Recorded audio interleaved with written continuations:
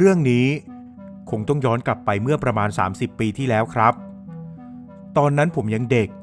อายุประมาณ12-13 ปีครอบครัวของผมมีแม่และพี่สาวอีก2 คนพี่สาวคนโตชื่อว่าพี่พรอายุ20 กว่าพี่สาวคนรองชื่อพี่น้ำอายุ16 ปีส่วนพ่อเสียไปแล้วครับพี่พรไปทำงานที่กรุงเทพนานหลายปีจนกระทั่งวันหนึ่งเธอก็กลับมาอยู่กับเราที่เชียงรายพร้อมกับท้องมา3 เดือนแล้วซึ่งเธอสารภาพกับแม่ว่าพลาดก่อนจะถูกผู้ชายทิ้ง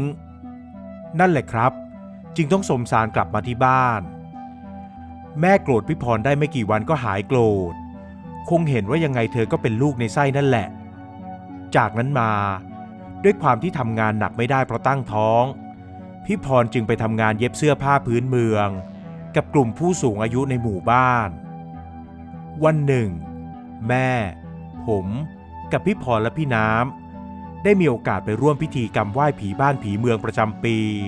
ที่ศาลประจำหมู่บ้านซึ่งชาวบ้านทุกคนจะนำเครื่องเส้น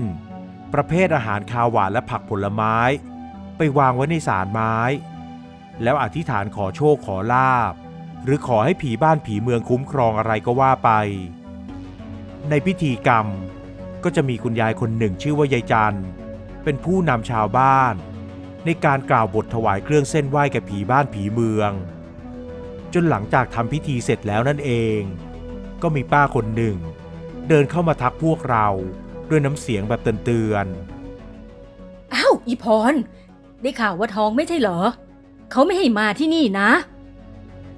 พวกเราถึงกับยืนงงและที่งงไปกว่านั้นคือป้าแกรู้ได้ยังไงว่าพี่สาวผมท้องเรื่องชาวบ้านนี่รู้ดีกันจริงๆเลยนะครับไม่เป็นไรหรอกป้ากำลังจะกลับกันพอดีเลยแม่ผมยิ้มเจือนๆแล้วพูดออกมาอย่างนั้นแต่ป้าแกก็ยังพูดต่อไปอีกระวังนะผีหาที่ไหนมันจะเข้ามาอยู่ในท้องเองที่พูดเนี่ยเป็นห่วงนะพี่พรเอามือลูบท้องและหน้าเสียไปเลยครับจากนั้นแม่ก็รีบจูงมือพวกเรากลับบ้านพอกลับมาที่บ้านผมถามแม่ว่าเรื่องที่ป้าคนนั้นพูดถึงมันคือเรื่องอะไรกันแม่อธิบายว่าชาวบ้านเขามีความเชื่อกันว่าห้ามคนท้องไปร่วมพิธีกรรมไหว้ผีบ้านผีเมืองเพราะพวกผีเร่ร่อนที่อยู่แถวๆนั้นมันจะเข้ามาเกิดในท้องได้แต่มันก็เป็นเรื่องที่เชื่อกันมานมนานเดี๋ยวนี้คงจะลืมกันไปแล้วและที่แม่พาพี่พรไปก็เพื่อไปขอพรกับสิ่งศักดิ์สิทธิ์ให้คุ้มครองลูกในท้องหลังจากวันนั้นผ่านไป6 เดือนพี่พรก็คลอดลูกครับเป็นเด็กผู้ชายที่แข็งแรงสมบูรณ์ดีและตั้งแต่นั้นมาผมก็ได้รับหน้าที่อันยิ่งใหญ่โดยการช่วยพี่สาวเลี้ยงหลานอยู่ที่บ้านผมคอยช่วยพี่พรเลี้ยงลูกขาดเหลืออะไรก็ต้องเป็นคนไปหามาให้แม้แต่ซักผ้าอ้อมก็เป็นหน้าที่ของผมด้วยความเป็นเด็กเราก็ทำไปโดยไม่บ่นอะไรอีกอย่างเด็กคนนี้ก็ไม่ใช่ใครที่ไหนเขาคือหลานของผมเองจนกระทั่งผ่านไปประมาณ5 เดือนคืนหนึ่งมันก็เกิดเรื่องแปลกกับหลานของผมครับผมจำได้เลยว่าเป็นคืนวันพระใหญ่แม่พี่พรและพี่น้ำเข้าไปนอนในห้องส่วนผมนอนเฝ้าหลานอยู่ข้างนอกคนเดียว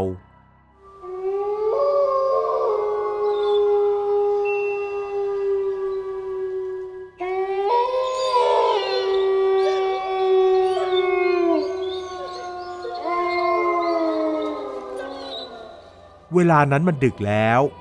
อยู่ๆก็ได้ยินเสียงหมาหอนดังขึ้นแถวๆถนนหน้าบ้านตอนเป็นเด็กผมก็กลัวผีเหมือนกันนะครับเลยรีบคลุมโปงนอนทันทีจังหวะนั้นเองหลานที่นอนอยู่ข้างๆก็ร้องไห้งอแงขึ้นผมจึงลุกขึ้นเปิดไฟในบ้านแล้วไปปลุกพี่พรให้มาดูหลานพี่สาวผมมาถึงก็อุ้มลูกของเธอขึ้นมาโอสักพักนี่แหละเด็กก็หยุดร้องไห้ไปเองจากนั้นก็ให้หลับต่อแล้วพี่พรก็เดินเข้าห้องนอนไปส่วนผมก็ปิดไฟนอนต่อครับและตอนที่กำลังจะเคลิ้มหลับผมก็ได้ยินเสียงลมหวีดหวิวลอยแว่วมามันเหมือนเสียงคนผิวปากแต่ฟังดูเย็นยะเยือก จนผมขนลุกขึ้นมาทั้งตัวผมได้แต่นอนฟังไม่กล้าขยับตัวไปไหนจนเริ่มสังเกตว่าต้นเสียงมันอยู่ใกล้ๆนี่เองคราวนี้ผมลุกขึ้นนั่งฟังอย่างสงสัยแล้วหันไปทางหลานที่นอนอยู่ข้างๆในความมืดสลัวนั้นเหมือนจะได้ยินหลานผมผิวปากอยู่พอยื่นหน้าเข้าไปฟังใกล้ๆก็ชัดเจนเลยครับว่าหลานของผมกำลังผิวปากอยู่จริงๆ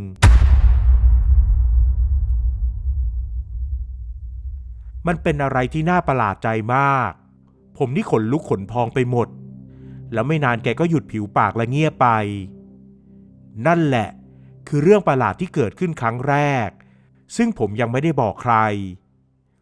ผ่านไปอีกประมาณ1 อาทิตย์วันนั้นพี่พรได้อุ้มลูกไปนั่งเล่นกับกลุ่มผู้สูงอายุที่เธอเคยไปเย็บผ้าด้วยซึ่งผมก็ถือตะกร้าที่มีทั้งผ้าอ้อมขวดนมและอะไรอีกเยอะแยะตามไปด้วยครับเรานั่งพูดคุยกันอยู่ที่ใต้ถุนบ้านของยายจันซึ่งคุณยายคนอื่นๆก็เข้ามาทักทาย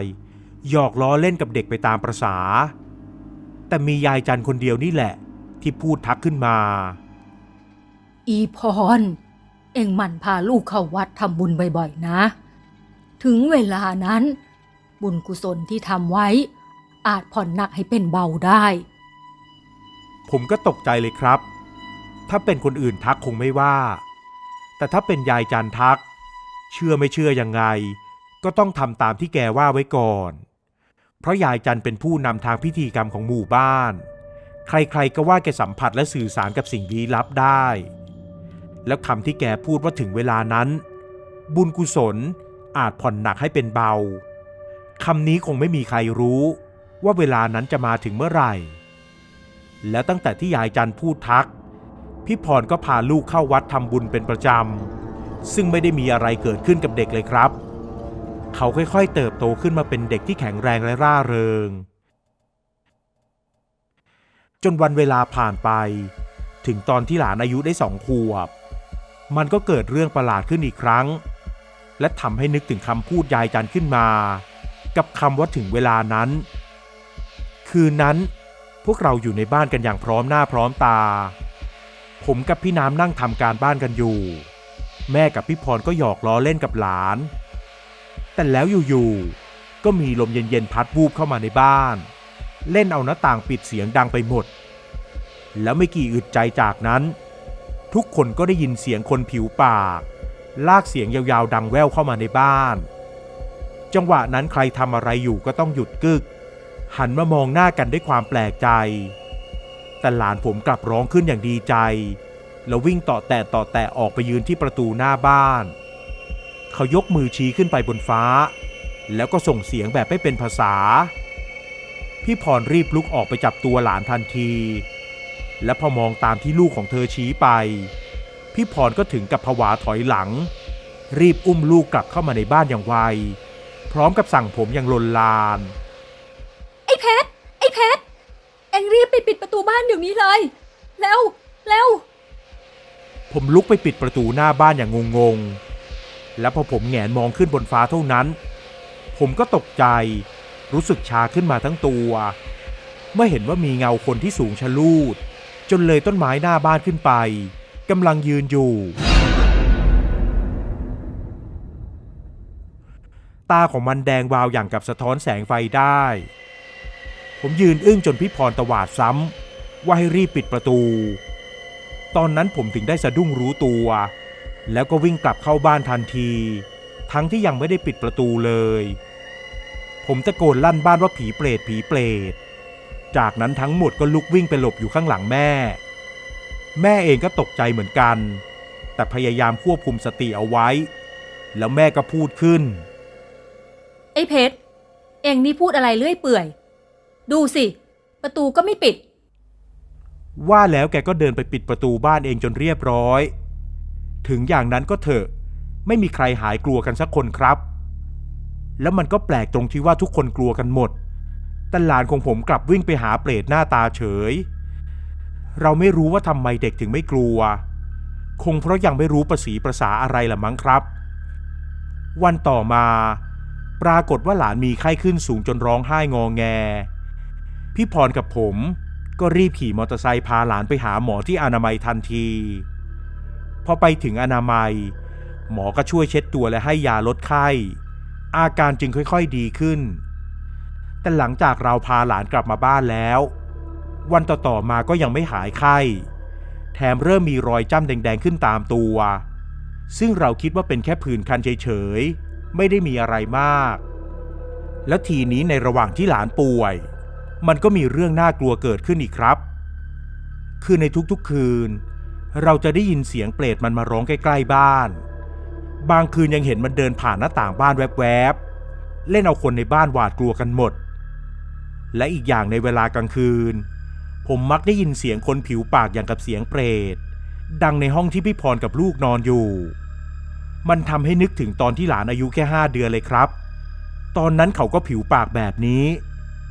มันน่าขนลุกมากๆแต่ผมไม่รู้จะบอกคนอื่นยังไงเพราะคงจะไม่มีใครเชื่อผมแน่ๆผ่านไปหลายวันเข้าหลานผมก็ยังป่วยไม่หายและรอยจ้ำแดงๆที่เราคิดว่าเป็นผื่นคันมันกลับกลายเป็นรอยฟกช้ำดำเขียวขึ้นมาอย่างไม่ทราบสาเหตุเรารีบพาหลานไปหาหมออนามัยอีกครั้งพอหมอตรวจแล้วก็บอกว่าหลานเป็นแค่ไข้ธรรมดาแต่รอยฟกช้ำที่เห็นนั้น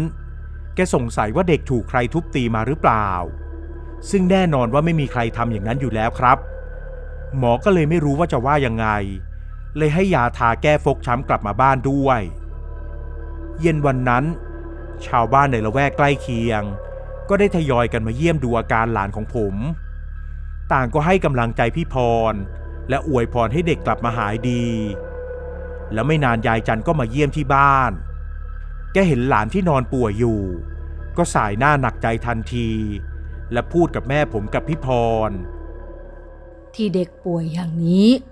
ก็เพราะกรรมของเขานั่นแหละข้าก็ช่วยอะไรไม่ได้หรอกหวังว่าเขาจะรอดเคราะห์กรรมครั้งนี้ไปได้นะพูดแค่นี้ยายจันก็กลับบ้านพี่พรก็ตาแดงเหมือนจะร้องไห้ขึ้นมาจนแม่ต้องดึงเข้ามากอดปลอบใจคืนนั้นทุกคนออกมานอนเฝ้าหลานกันที่กลางบ้านอย่างเป็นห่วงนอนกันไปจนดึกดื่นค่อนคืนแล้วก็ต้องสะดุ้งตื่นขึ้นเพราะหลานร้องไห้พอเปิดไฟกลางบ้านขึ้นเท่านั้นทุกคนก็อึ้งเมื่อพบว่าตามเนื้อตัวของหลานตอนนี้มันดำคล้ำไปด้วยรอยฟกช้ำทั้งตัวอย่างกับกินยาพิษหลานนอนร้องไห้อย่างเจ็บปวดทรมานวินาทีนั้นพวกเราตกใจกันจนทำอะไรไม่ถูกก่อนที่แม่จะพูดขึ้นมาอีเพชรไปเรียกหมอเร็วไม่รอช้าผมรีบออกจากบ้านวิ่งหน้าตั้งไปที่บ้านของหมออนามัยทันทีระหว่างทางก็เกิดลมพัดแรงและได้ยินเสียงหวีดหวิวของเปรตลอยแว่วมากับสายลม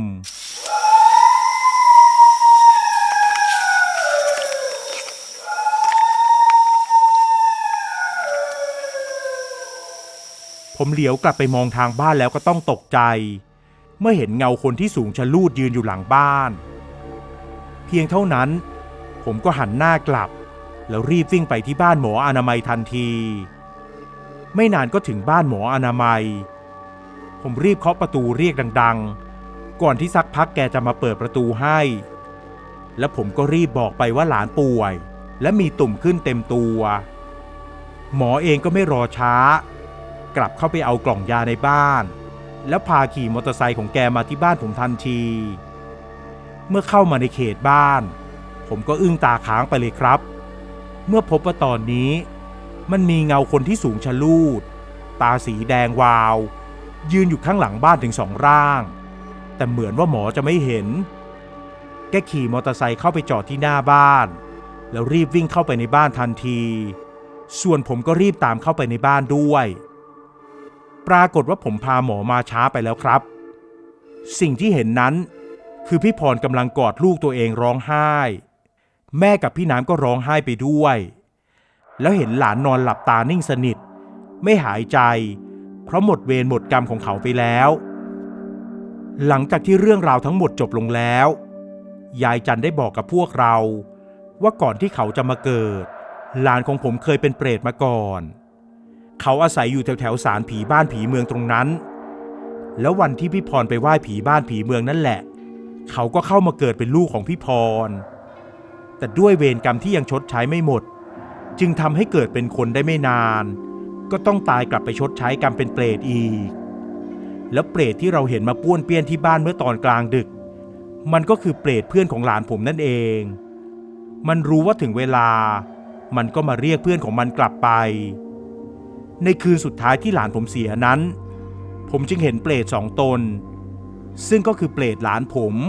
และเปรตเพื่อนของเขานั่นเองครับหลังจากที่ได้รู้ความจริงแล้วพวกเราก็หมั่นทำบุญอุทิศไปให้เปรตหลานของผม